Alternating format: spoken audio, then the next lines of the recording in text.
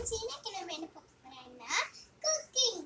அதுக்கு முன்னாடி என்ன செய்ய போறோம்னு நான் சொல்லிடுறேன். இன்னைக்கு வந்துட்டு சிக்கன் பிரியாணி செய்ய போறோம். வாங்க வீடியோக்குள்ள போலாம். அதுக்கு முன்னாடி லைக் அண்ட் சப்ஸ்கிரைப், ஷேர், மறக்காம அந்த பெல் ஐகானை கிளிக் பண்ணிடுங்க. அதுக்கு முன்னாடி ரெசிபி செம்மையா இருக்கும். வாட்ஸ்அப்ல சேவ் பண்ணி உங்க ஃப்ரெண்ட்ஸ்க்கு ஷேர் பண்ணிடுங்க. வாங்க வீடியோக்குள்ள போலாம்.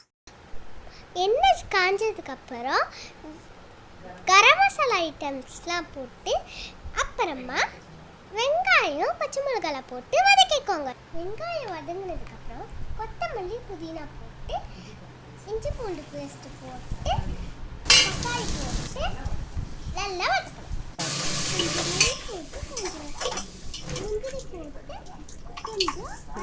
கொஞ்சம் தேவையான அளவுக்கு தயிர் போட்டு நல்லா வதக்கிக்கணும்.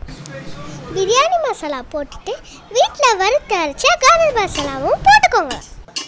இதுதான் பிரியாணிக்கு நல்ல மனமும் டேஸ்ட்டும் கொடுக்கும். இப்போ வந்துட்டு கொஞ்சம் சிக்கன் சேர்த்துக்கிட்டு வாஷ் பண்ணி வச்ச பிரியாணி அரிசியை சேர்த்துக்கணும். முந்திரி பருப்பு அரைச்சி சேர்த்துக்கணும். பிரியாணிக்கு தேவையான அளவு தண்ணி ஊற்றிக்கணும்.